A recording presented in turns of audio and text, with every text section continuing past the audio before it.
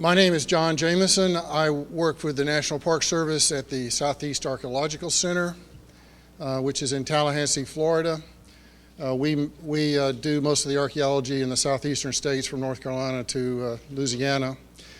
And I have specialized in the latter part of my career in sort of specializing in the public interpretation of archaeology, and have been involved in a lot of Park Service initiatives and international initiatives in that realm.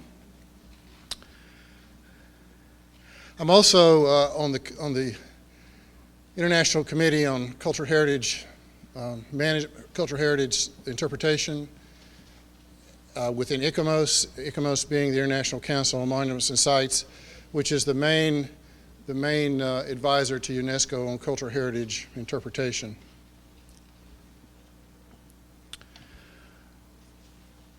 So today we're going to be talking about or emphasizing the contributions to the Underground Railroad theme and the historical accounts from archaeology.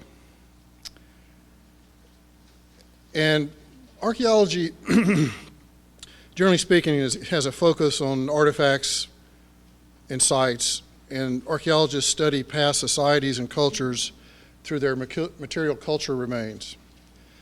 The term material culture is often used by archaeologists as a non-specific way to refer to the artifacts or other concrete things, tangible objects left by past societies. Material culture includes all of the physical, tangible objects and artifacts on which people create and ascribe meaning. But tangible artifacts or objects only become part of the culture after an intangible meaning or meanings have been given to them. A stone in a field has no meaning until it is used as a tool or to build a fence or a structure. Meanings are intangible perceptions ascribed to an object or a site that can include more abstract concepts such as life, love, music, death, safety, danger, home, shelter, internment, enslavement, freedom.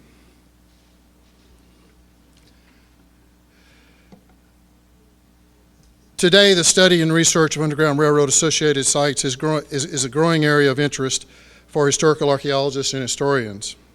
Archaeologists have begun to successfully identify archaeological materials, including specific artifacts and features, such as spirit marks on walls, hidden passages in rooms within houses or structures, safe houses, and other objects, localities, and spaces attributed to the Underground Railroad theme.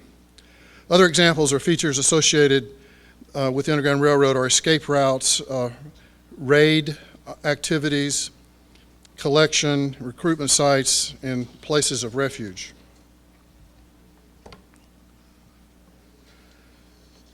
Today, or this afternoon, our session is going to address the challenges of recording and substantiating Underground Railroad associated sites, buildings, and objects within an archaeological and historical context. Often the evidence is ephemeral, obscured, and difficult to substantiate, both from historical and archaeological research. In this session, we look at examples of how the Underground Railroad is researched and understood, and how that research can add to the Civil War era historical narratives, significant statements, and meanings. Southeast Archeological Center, I think, is one of the few facilities that's actually listed as an affiliated facility within the Underground Railroad program in the National Park Service, so I've been really proud to have established that link. And we deal with the tangible, but really we're talking about the intangible meanings behind those objects. We're going to go through, have three presentations. The first by Stephen McBride. And Stephen has worked with his wife Kim McBride on a number of projects that I've been associated with in terms of Revolutionary War and Civil War sites. He's a director of interpretation and archaeology at Camp Nelson Civil War Heritage Park and in Kentucky, and he has conducted numerous excavations and preservation planning efforts in creating museum exhibits on interpretive signing. Our second speaker will be Eric Poplin. I'll introduce him a little later, and my colleague from the Park Service, Doug Stover.